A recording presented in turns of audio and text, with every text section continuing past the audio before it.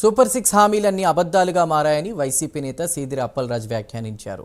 బాబు surety మోసం guarantee కార్యక్రమంలో భాగంగా శ్రీకాకుళం జిల్లా టెక్కలిలో విస్తృత స్థాయి సమావేశం ఏర్పాటు చేశారు. రాష్ట్రంలో రెడ్ బుక్ రాజ్యాంగం నడుస్తోందని సీదిరి విమర్శించారు. మళ్లీ వైసీపీ ప్రభుత్వం వస్తుందనే విషయం సీఎం చంద్రబాబు గుర్తుంచుకోవాలని సవాల్ చేశారు. ఈ కార్యక్రమంలో తమ్మినేని సీతారాం, దువ్వాడ వాణి పాల్గొన్నారు.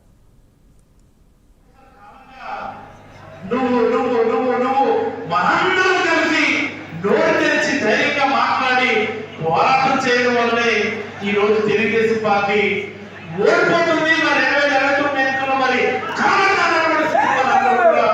తీసుకోవాలి.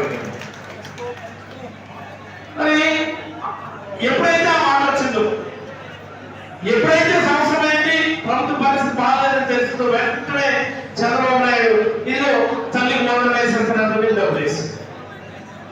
ఈ తల్లికి మొదలు ఒక స్పెషల్ ఉన్నాయి. ఇది మనందరం గమనించుకోవాలి. మా పలాసలో ఇలా ముగులుపాడు జంక్షన్ ఉంటుంది, మీకు అందరికీ తెలిసి ఉంటుంది. ముగులుపాడు జంక్షన్ అక్కడ మందు షాప్ ఉంటుంది.